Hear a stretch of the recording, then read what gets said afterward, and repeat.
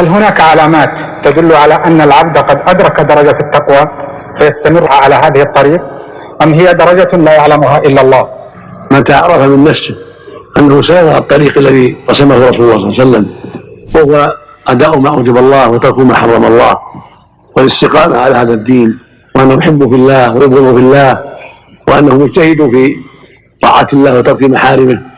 وفي كسب الحلال، متى عرف من نفسه ذلك فليعلم أنه من أهل التقوى في هذه الحال، ويشكر الله ويسأله الثبات على دينه. ومتى عرف أن عنده شيئا من التقصير كأكل بعض الحرام، كتناوله بعض الربا، كغش في المعاملة، كذب في المعاملة، يمين كاذبة، قطيعة رحم، غير هذا من وجوه المعاصي، فليعلم أن هذه التقوى وأن هذا الإيمان ناقص، وأنه يحتاج إلى ترقيع، فليحرص على الترقيع